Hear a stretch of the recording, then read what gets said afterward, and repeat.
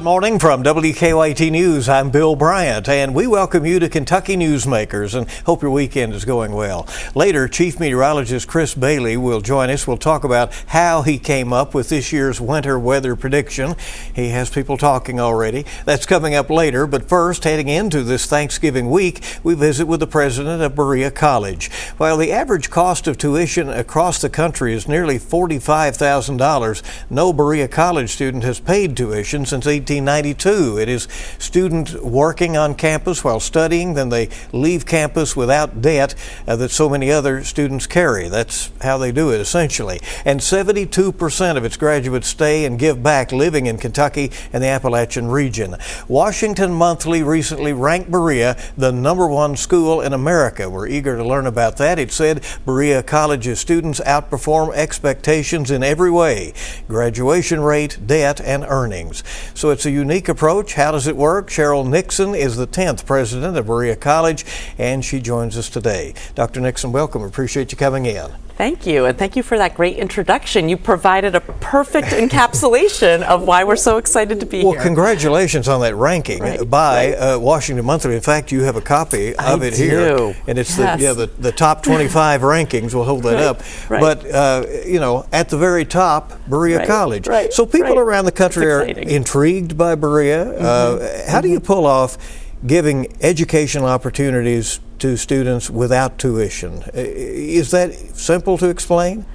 The simple way to explain it is that over 100 years ago, Berea made a very bold decision, which is to say, what if we made educational access and opportunity open for anyone, and decided we will not make students pay. We will take away tuition payments.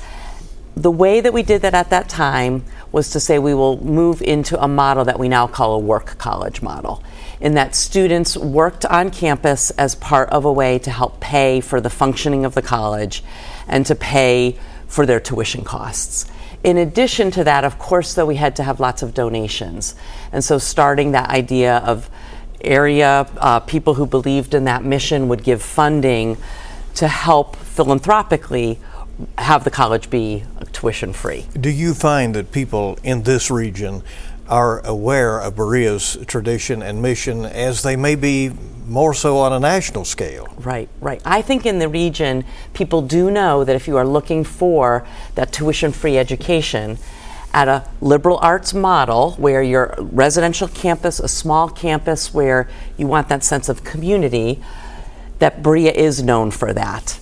What we're very excited about is that we're trying to take that idea of being tuition-free really to the next level, in that our entering class, our first-year class that entered this fall, 85% of that class is not paying tuition, not paying housing, not paying food, not paying for fees. So their term bill is basically a zero. They're paying no cost to come and get a full college degree. So why aren't there more work colleges out there?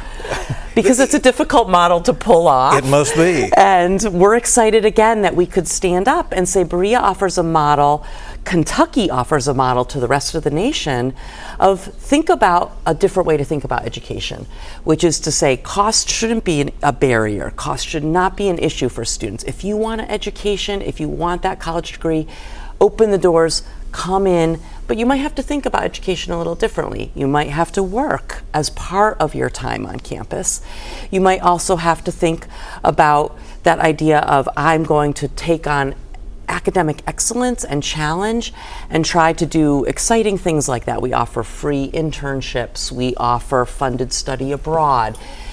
An entire package that's holistic. You want to be part of a community, again, a small residential community where those opportunities are there for you. What kind of work is going on campus? A whole range. I'll give you some good examples.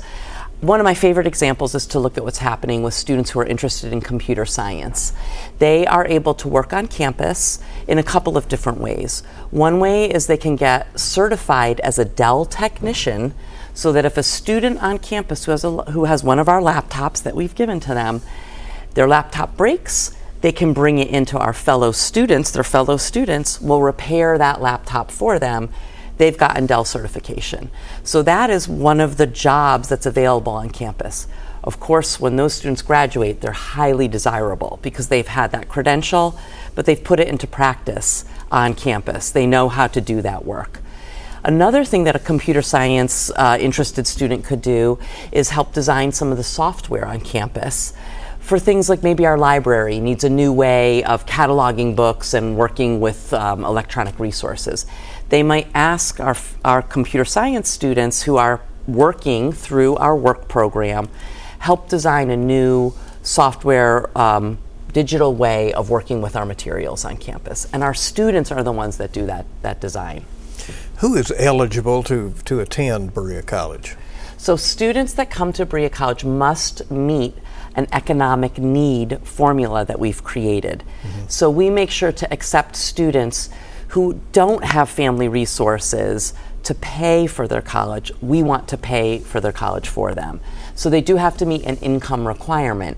We're probably the only college in the country that says, you make too much money, you can't come to Berea. Right. But many who do come there, then they spread the word, I assume, once they're there and part of that learning experience. Right. And we try to make sure that we have robust partnerships and pipelines throughout the region for high schools that are a good match for Berea, that see that there would be maybe a nice way that a high school student would say, I'm coming from a background that's a good match for what Berea will offer, which is, again, this full cost education. All right, you have to protect what you've carved out from the government as well, which usually wants a share of any large pot of money that is around. And so there is now an endowment tax that has come along in recent years. But you get an exemption to that? Yeah. Right. So that is one of the things that we could think through, is part of the way that Berea can offer this great no-cost education is it's a combination of donor dollars. Our students do some work on campus, and then we do get Pell Grant funding from federal government. So it's a partnership in many ways to make sure we can fully fund education. One of the things that we do rely on is a large endowment. Our endowment is a tuition replacement fund. How large is that endowment? Our endowment is about $1.5 billion. Yeah. And so that generates a return. We don't touch that nest egg. We need it to return through investments every year, funding. We take that funding, that's what we use to replace tuition. Is that earning taxed? It is not. We had an exemption earlier that we were able to maintain this summer when this question came up. Other small colleges that are offering funding like ours, that are offering ways for students to get robust financial aid, they were also exempted. So it wasn't just Berea, but we're really proud that we can say the reason why an exemption should be in place is because we're using all that funding to replace students' tuition and offer them, again, a no-cost education. But you have to stay active with the policymakers, right? We do. Because that could change. Right. Most college students do want to study in a particular area for certain jobs. You mentioned the computer science, and they get those opportunities. But then your website and materials also say Berea College is about making a life. Yes. What do you mean by that? We really do believe that part of college is discovering who you are and who you want to be, determining your values, determining how you're going to let that shape what your future becomes. You can test out and try out a lot of that at a college like Berea. We have something we call our great commitments, and those are commitments that we ask students to really think deeply about while they're at college. It's like a moral framework. We want students to feel that this is a time of great exploration relating to a career path, but again, also these deep-seated questions about what are my values, who do I want to be, where do I want to go? We want a student to come in and say, I thought I was going to be this major, but I want to try a different major, and I'm discovering that's my true passion, that's my true love. And have that flexibility and that ability to discover who they are. You have some unusual areas of study. Who would know that Berea College operates a forest, a farm? Right. You have craft programs. We do. That's rustic. Yes, but it's also a way that students are tapping into, again, these parts of who they really want to be. So we have an agriculture program, a degree. Students can work on the farm, Just this morning, some of those farm students who work on the farm were so excited because we had new piglets born on our farm that they brought piglets onto campus and were showing them off to fellow students. So that's a passion, but it's also a career pathway. The forestry is a career pathway. You mentioned the fact that we have craft. A student might be a biology major, but they also maybe want to tap into their artistic side of themselves. They can do craft as part of their work program, again, way that they're working on college, on campus. That could be where they're doing weaving, they're doing pottery. So they can create a balanced life, right? That you might be interested in science, but you have a passion for art at the same time. You can find a position on campus to do craft work. How involved are your graduates in spreading the word, especially given that they have been given this very different kind of opportunity? Right. Now, your hope is that they become such earners that maybe their offspring won't qualify to attend Berea, right? Is that that is true? A little bit of a circle there? Yes, and again, that's another way in which we are sort of breaking the model of how higher education works. We want our students to come in, again, not being able to afford college. We give them this comprehensive package. We want them to be so successful that their children then can't come to Berea because they're making so much funds, they can't send their children to us. But we also want our graduates to be so proud of that model that they are out there articulating, again, there are colleges that try to work in a different way, that they're proud of Berea, the doors that opened for them because of that Berea education. We do have programs, for example, we have a philanthropy program on our own campus called the Berea Patrons. Our own students who, again, are thinking through what does it mean to be philanthropic. They will give small donations, often only $1 a week out of their own paycheck. They will give that back philanthropically to Berea as part of that sense of you should give back. You should think of what's given to you, what you're bringing to Berea are gifts. Our students bring strengths and talents and interests. We want to give to them. They want to give back. It is that circle that you were describing. Maybe that becomes a lifelong pattern, right? We hope. What is it like for you to serve as president of Berea College? Well, I hope you can see it's so exciting because it's at a school that is trying to be experimental, do things differently, say some of your assumptions about how college works. We can break some of those assumptions. And we feel we're setting up a model for education that does offer a way forward for what higher education should be in the future. Do you think that the future's bright for a work college such as Berea? I think it is. Again, we got this great #1 ranking. We were ranked #1 over 1,400 other schools in the nation. I mean, Washington Monthly said top for tuition and tax dollars, and we were ranked #1. They were looking for colleges that were trying to do something really innovative around the value of higher education in terms of funding, but also the value in that colleges should give back, that circle we were just talking about, so that they ranked us highly because our students are interested in service. They want to do service positions, go into nursing, for example, go into teaching, for example. And many of our students do service learning and community engagement on campus. That we are part of the value of higher ed because we give back. We're part of the public good. So I really like that idea of breakthrough. That's what's exciting at Berea. Value economically, but value for the public good, like moral value also. Dr. Cheryl Nixon is president of Berea College, obviously very proud to be, and we appreciate you coming in today. Thank you very much. Thank you so much. All right, if you'll stay with us in just a moment, our chief meteorologist, Chris Bailey, will be here, and he will explain how he came up with this winter prediction that so many are talking about. We'll be back on WKYT's Kentucky Newsmakers in a moment.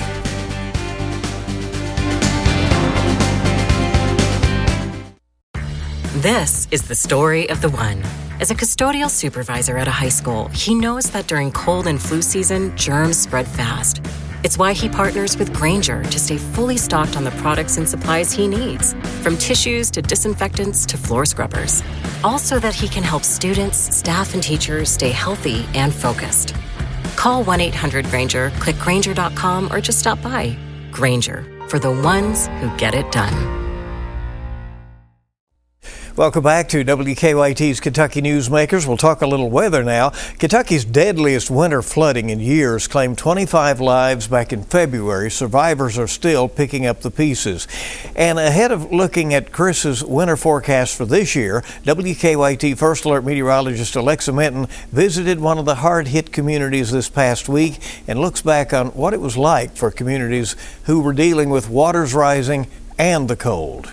I've lived here for, my whole adult life, and I have, never seen water that has rose the amount that it did back in February. Owsley County was one of the many areas that suffered devastating damage from the February 2025 floods. The South Fork of the Kentucky River reached major flood stage, just a few inches below the historic record. Everyone was just kind of, me included, holding our breath, and we were like, is it going to get worse, or is it, finally going to crest and, finally start to recede? I have drone shots of this area. Nika Fry considers photography a hobby, but as the river rose in her hometown of Boonville, she felt like it was a necessity to share with the world what was happening in eastern Kentucky. Water was actually up to this house. You can drive by and you can see the flood, but once you put a drone in the air and you see it from the air, that's when you're like, wow, it's unbelievable. Kentuckians are tough.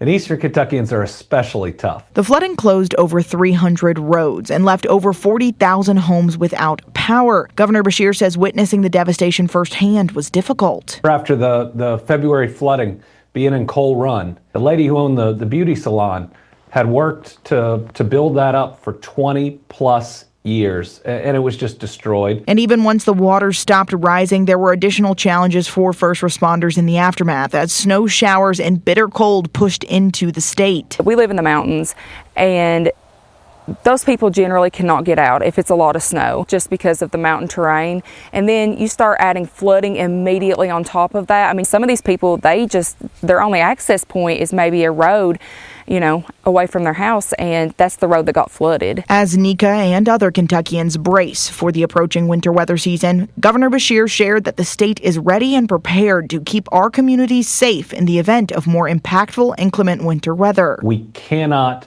simply clam up and not listen to the important weather information that you and other meteorologists and the National Weather Service are providing. Every single one we've got to take seriously, because far too many of them have turned far too serious. For WKYT, I'm First Alert meteorologist Alexa Minton.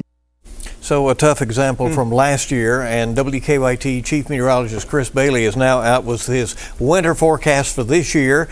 That was debuted during our news last week, and people are talking about it now. Yeah, it's a big deal. People love the winter forecast around here. It's something, Bill, I've been doing for more than 2 decades now, and some are better than others, but you're asking us to forecast a 4-month period in advance, and that's a little challenging from time to time. So it's fun and informative. We'll keep that in mind. But it is something that I do a lot of work on. Well, I know you do, and it goes. You start talking about it in August that you're looking into it. But what is it that you're looking at in terms of years that compare to others? Sure.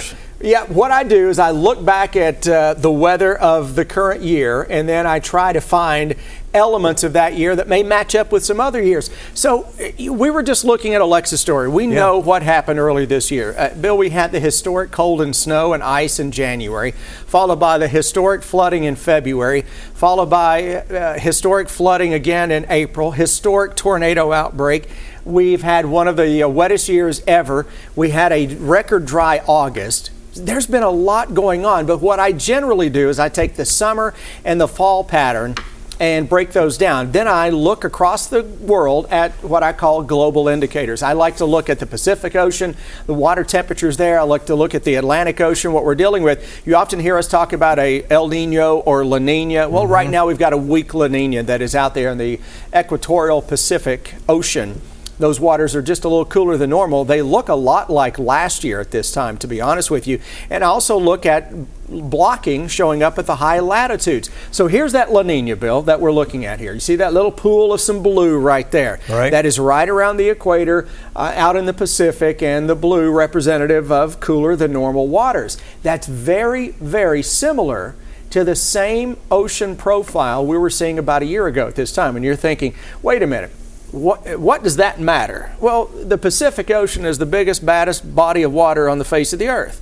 We're downstream from that. Yeah. Our weather really comes from what happens in the Pacific. And given the waters of the Pacific can influence the jet stream, where you get buckles, where you get dips, how strong of a storm system you see slamming into the West Coast like what we've seen. And then I'm looking in the northern Pacific as well and seeing temperatures that are a little cooler than normal in the Gulf of Alaska. So those are just a few of the things. And when I put them all in a pool, Bill, and I look back and I come up with a forecast for a general sense across the country, here's what I'm expecting through February: a colder than normal winter for a lot of real estate across the United States, including right here in Kentucky.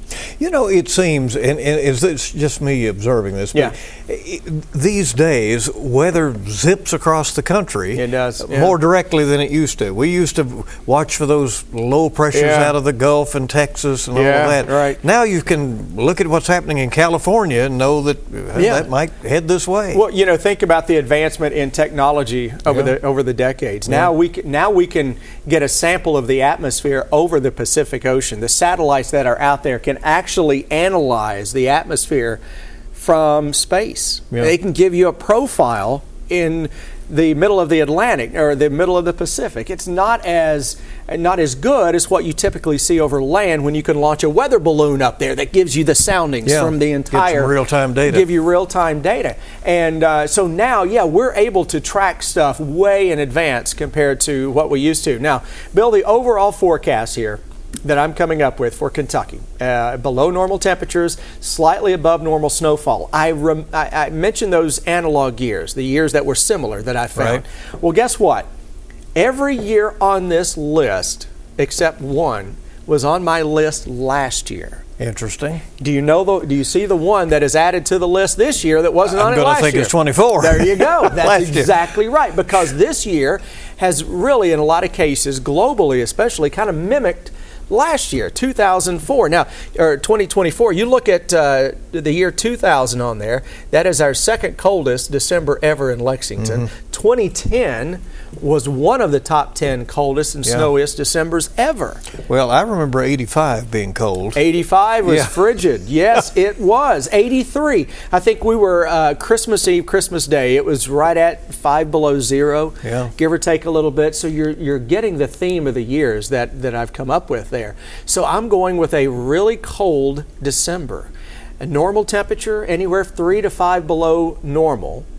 And there's the chance that we could push way colder than that. I think it is that middle of December, Bill, through the middle of January period that is likely this go around to bring the roughest of the entire winter. Last year we got it started right in as soon as the calendar hit January. Right. And boy, it didn't stop. So you're saying maybe earlier. I think it's a little earlier. Maybe we're out of it earlier. Yeah, you see on that March, we hit spring. Now, a lot of times, how many times have we seen it in past years where all of a sudden we get to March and it starts to snow? Well, it didn't snow the whole winter, and then you get to March and you're ready for spring, and it's cold and nasty. I don't think that's the case this year. Was it 93 or 94 when we had that dumping that everybody was going to spring break? The storm and of the century was March of 1993. And there were that's when we shut down the interstates. If you remember, Birmingham had a foot of snow. Well, that dropped snow from the Gulf of America all the way to New England. Well, people were trying to go on spring break to Florida, and they ended up in no further than Chattanooga. So right, and there's a group that I believe of spring breakers, ladies back that I went to Morehead State, and they were there, and they went on that particular spring break and got snowed in down in Tennessee. And they couldn't get they were snowed in on the interstate, so they all got a snowflake tattoo. There you go. To kind of remember that. Don't you know that people crazy? Watching this are a lot of folks who are remembering that situation. All right, we're going to get your bold prediction, so let's move along. We'll get the bold prediction. Winter forecast for snow. We average 15 inches of snow, Bill. All right? So here's what we're doing. 15 inches is the normal. Last year, Lexington, 23.3 inches. That's what we came up with. So this year, I think we're going to be very close to what we had last year, if not maybe a little above. Now, southeastern Kentucky, we could push better than 30 inches in some cases. So I do think this is a snowier than normal winter across the Commonwealth of Kentucky, including right here. You've got 2 for 2 now. We're talking about colder and snowier. That's right. And you know what? Last winter was colder than normal. It was snowier than normal too. The one thing that every winter seems to bring anymore as well is at least one severe weather event. Yeah. Whether it be significant flooding or significant severe weather. All right, bold prediction time. So I've set the stage. What have we talked about? December in a lot of those analog years, all right? Mm-hmm. Cold, snowy. How about Bing Crosby for days and days and for the win right now as he's dreaming of a white Christmas? And you know what? I think this year the odds are with us for a widespread white Christmas across the Commonwealth of Kentucky. Well, that would be nice, How about that? wouldn't it? All right. So, we'll see if it works out, but it's fun. We hear the woolly worms are doing their thing. We hear the squirrels are busy. Squirrels are busy right now. You know, is there science to that? Maybe they know more than we do. There could be a little science to it. You know, the old timers will tell you, oh, absolutely. Yeah. You know, you get the walnuts that are plentiful in a given year. That's usually a sign of a bad winter ahead. At least that's the theory, right? All right. Well, folks love this, and they can get on WKYT's Facebook page and comment, have their own ideas, and watch the winter forecast again on WKYT Plus. All right. Thanks for stopping by. You got it, we appreciate it. All right, we'll wrap up Kentucky Newsmakers with a word about next week's program in just a moment.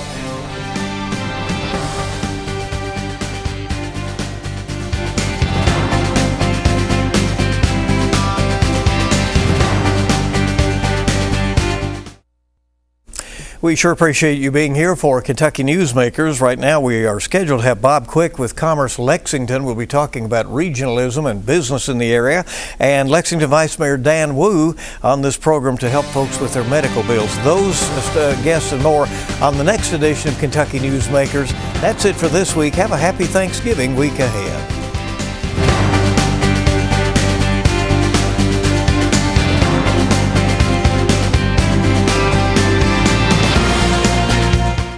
This is the story of the one. As head of maintenance at a concert hall, he knows the show must always go on. That's why he works behind the scenes, ensuring every light is working, the HVAC is humming, and his facility shines. With Grainger's supplies and solutions for every challenge he faces, plus 24/7 customer support, his venue never misses a beat. Call quickgrainger.com or just stop by. Grainger, for the ones who get it done.